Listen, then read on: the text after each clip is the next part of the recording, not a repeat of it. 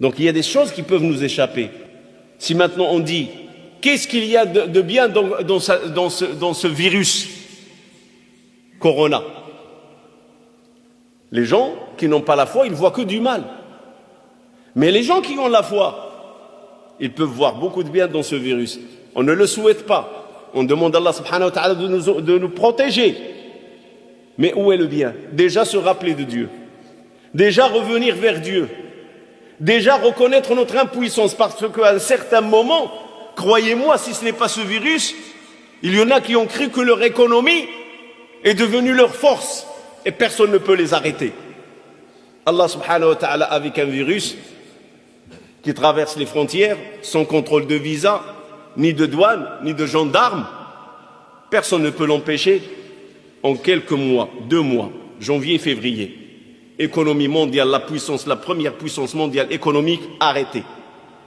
Vous avez vu quelle puissance? Même une guerre mondiale n'arrêtera pas l'économie des Chinois. Et regardez Allah subhanahu wa ta'ala. Regardez-le. Ça, c'est un bien. Reconnaître notre impuissance et se sentir incapable devant quelque chose qu'on ne voit pas avec les yeux.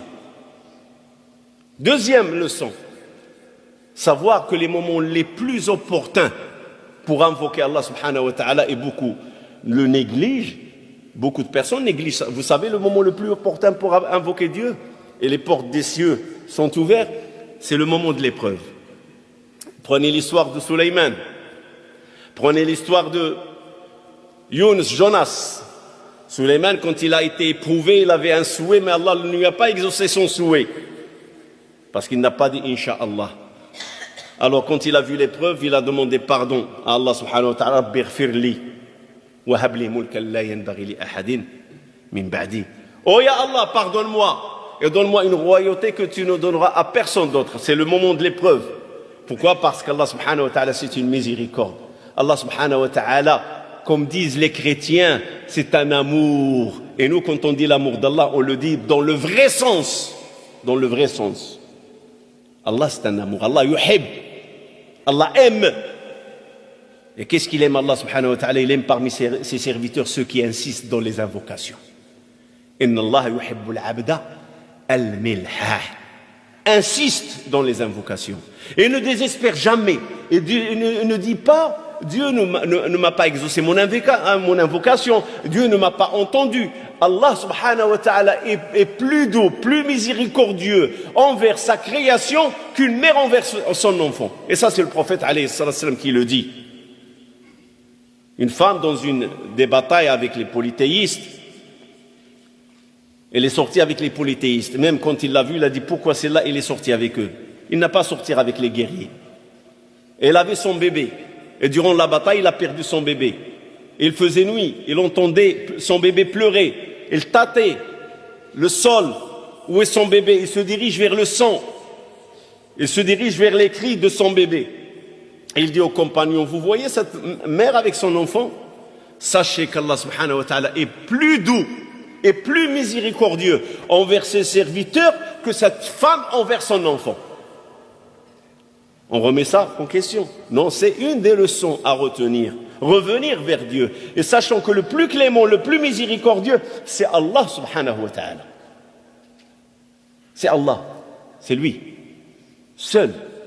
Il est clément vers ses serviteurs. Wallahi, et je le jure, et ce n'est pas une parjure. Je le jure. Que si vraiment Allah veut tenir rigueur du mal que les serviteurs sont en train de faire sur terre, ce monde n'existera pas. N'existera pas. Il l'aurait fini.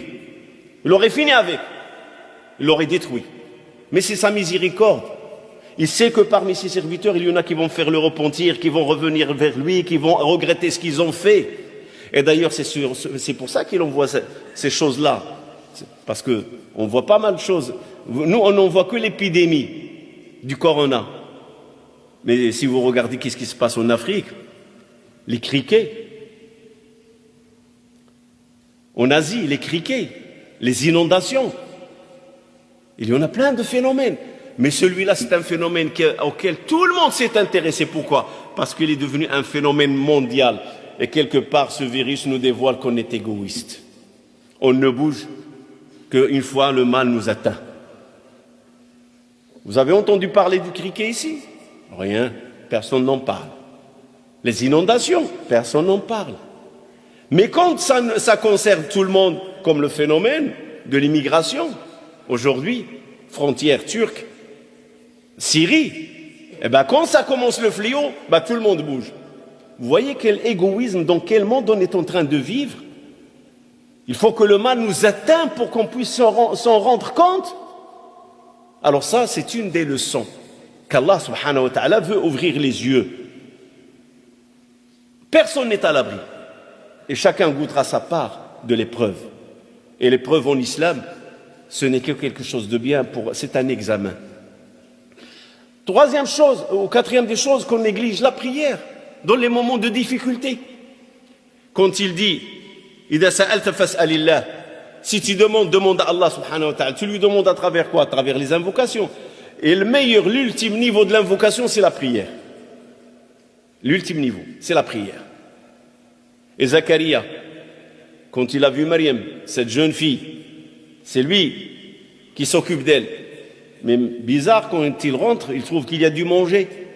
Il lui a pas donné à manger. Personne n'a le droit de s'approcher de Maryam. Elle est dans sa retraite. Alors il lui dit, d'où tu as reçu cela? Il lui a dit d'Allah. Certes, Allah donne sans décompte. Allah donne sans calculer. Inna Allah yarzuqu man yasha'u bighayri hisab. Il donne à celui qui veut. Hunalika da'a Zakaria rabba. À ce moment-là, Zakaria, il est parti prier. Il a invoqué Allah subhanahu wa ta'ala. Rabbi habli min ladunka dhurriyatan tayyiba. Oh mon Seigneur, donne-moi une progéniture noble, pure. Innaka sami'ud du'a. Tu es l'audient, celui qui entend les invocations. Amma yujibul muttarra idha da'a. Celui qui répond à celui qui est dans la détresse. Amma yujibul muttarra idha da'a. Yunus, Jonas, quand il était dans le ventre de la baleine, qu'est-ce qui s'est passé? La ilaha illa anta subhanaka inni kuntu min adh-dhalimin. Il n'y a aucune autre divinité que toi, ya Allah. J'étais parmi les injustes. Fakashafna ma bihi min dur. On a retiré tout le mal qu'il avait. Et Allah dit, falawla annahu kana min al-musabbihin. Le travail, c'est pour ça que, vous savez quand est-ce la prière et les invocations donnent leurs fruits? Quand on a l'habitude. La réponse, elle est assurée. Mais bien sûr, selon la volonté d'Allah subhanahu wa ta'ala. Et Allah subhanahu wa ta'ala dit par rapport à Jonas, فَلَوْلَا أَنَّهُ كَانَ مِنَ الْمُسَبِّحِينَ. Et si ce n'était pas parmi les gens qui invoquaient Allah subhanahu wa ta'ala, qu'ils avaient l'habitude de louer Allah, il restera dans le ventre de la baleine jusqu'au jour de la résurrection. إِلَى يَوْمِ يُبْعَثُونَ. Mais malheureusement, tout ça on l'oublie nous les musulmans, qu'on a tout cet ensemble d'enseignements, que ça soit dans le Coran, que ça soit dans la Sunna, pour être proche d'Allah subhanahu wa ta'ala dans les moments les plus difficiles. Les plus difficiles. Et ce sont ces moments-là qu'on doit se retourner vers Allah. Et pourquoi les gens oublient? Parce qu'ils sont perturbés psychologiquement. Ils commencent à penser, je vais aller voir tel, je vais aller voir tel, je vais acheter un masque, je vais faire ceci. Mais tu as oublié la vraie protection. Toutes ces précautions, il faut les prendre, je suis d'accord. Il faut écouter les consignes. Il ne faut pas céder à la panique. Il ne faut pas céder aux charlatans. Il ne faut pas céder. Ni panique, ni charlatan, ni rien. J'écoute les consignes. Les consignes qui seront données. Si la France passe en phase 3 ou je ne sais pas qu'est-ce qui risque d'arriver, il faut écouter les consignes à la lettre et les exécuter. Parce que c'est un phénomène qui touche tout le monde. Il n'y a pas de discrimination dans la maladie. Ça touche tout le monde.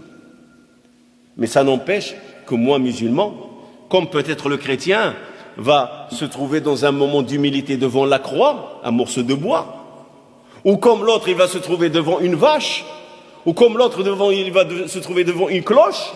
Le musulman, il a son moment de recueillement, il s'adresse à Allah subhanahu wa ta'ala directement. Quand il dit Allahu Akbar, quand il rentre dans la prière, il est en contact direct avec Allah subhanahu wa ta'ala. Les portes sont ouvertes. Personne ne le rejette. Allahu Akbar, Allah te dit oui, serviteur. Tu désires quoi?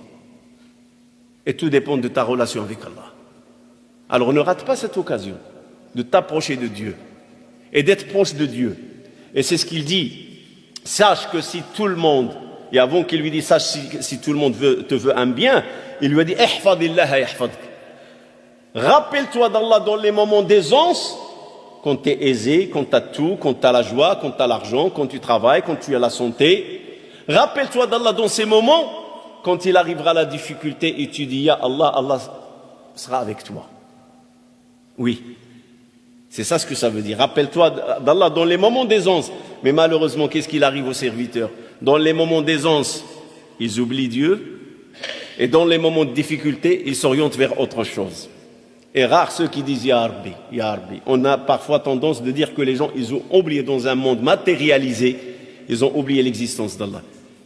Et voilà une épidémie, un virus qui rappelle à tous les gens, qu'ils soient croyants ou non croyants, il le rappelle, Allah existe, sa puissance n'a pas de limite. Quand il veut quelque chose, soit ainsi soit-il. Et rien n'arrêtera le décret d'Allah subhanahu wa ta'ala. Et personne ne pourra négocier l'ordre d'Allah. Personne. Tout ordre sur terre se négocie, sauf l'ordre d'Allah. Tu ne peux pas le négocier. Tu n'as pas de moyens. La seule chose qui reste, c'est les invocations. C'est la prière. C'est l'aumône. C'est les larmes. Pleurer entre les mains d'Allah. Ya Rabbi, si ce virus est dû à une erreur de l'humanité, une tyrannie de l'humanité, c'est ton châtiment. On est à Allah innocent. On n'a pas participé à la tyrannie. On n'a pas participé à tout ce mal qui existe sur terre. Il faut savoir discuter avec Allah. Parmi les phénomènes que beaucoup de frères ou sœurs qui font la Umrah ou font le pèlerinage, vous voyez les gens faire le tawaf avec des livres et des invocations. J'ai eu l'opportunité de voyager dans ces lieux. Une fois, un frère m'interpelle, lui dit, mais toi, pourquoi tu n'as pas de livre? Tu connais tous les doigts? Je dis, non, Allah al-Adim, je ne connais pas tous les doigts. Je ne les connais pas tous. Mais j'ai ça. Et chacun de nous, il l'a. Le cœur. Avec Allah, tu n'as pas besoin de livre. Ton livre, c'est ton cœur. Tu n'as pas besoin de lire dans un livre. Lis dans ton cœur ce qu'il y a dans ton cœur et adresse-toi à Allah avec ce qui est écrit dans ton cœur.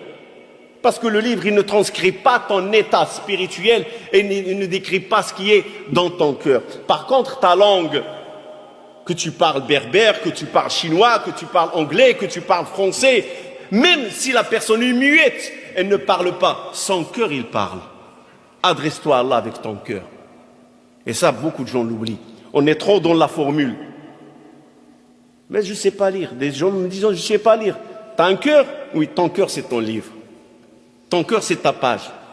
Ton cœur, il sait quels sont tes soucis, quels sont tes problèmes. Et aujourd'hui, tous dans notre cœur, il y a une certaine crainte de ce virus. Bon gré, mal gré. On a la crainte. On a des familles, on a des proches, on a une communauté, on a une mosquée, des mosquées. On ne veut pas le mal. Ni aux croyants, ni à ceux qui ne le sont pas. Les musulmans n'aiment pas le mal. Allah ne fait que du bien. Et le prophète est une miséricorde pour l'univers entier. Et nous, on va faire la discrimination? Non, quand j'invoque pour l'humanité entière. Ça, c'est le musulman. Pas de discrimination. Parce que cette épidémie, il n'y a pas de discrimination. Elle touche tout le monde. Tu ne peux pas dire, Ya Rabbi, protège les croyants et tue les mécréants. Non, ça ne se fait pas. Allah, il a voulu qu'elle soit une épreuve pour tout le monde. Peut-être que ces gens-là qui n'ont pas la foi, ils vont revenir vers la foi. Peut-être que ces gens-là qui ne croient pas en Dieu vont revenir vers Dieu. Ces gens-là qui ont cru à un certain moment que la force, c'est l'économie, c'est le capitalisme, c'est l'euro, c'est le dollar, peut-être ils reviendront vers Dieu. Et ceux qui ont les cœurs scellés et durs comme de l'acier, c'est leur problème. Mais il y en a beaucoup qui vont être interpellés par la réflexion. On est des impuissants. On est des impuissants. Et notre impuissance, elle est fatale, gravissime. Un virus est en train de créer la panique dans le monde entier. Subhanallah. Voilà un ensemble des choses à ne pas oublier. Les consignes, les invocations, la prière, aucune discrimination dans les invocations. C'est une épidémie qui concerne tous les humains. On est tous concernés. Et bien sûr, revenir vers Dieu, faire le repentir. Il faut faire le repentir. Chaque chose qui arrive dans ce monde, il y a une raison. Chaque chose. Rien ne tourne dans ce monde sans raison.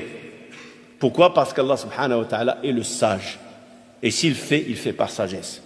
Donc, Inch'Allah, à la fin de la prière du Jumu'ah, il y aura ce qu'on appelle l'invocation al-Qunut, une courte invocation dans laquelle on invoquera ensemble Allah subhanahu wa ta'ala d'élever cette épidémie et de protéger sa création et de faire en sorte que son passage se fait dans la douceur et non dans la douleur. Inna Allah wa malaikatahu yusalluna 'alan nabi ya ayyuhalladhina amanu sallu alayhi wa sallimu taslima.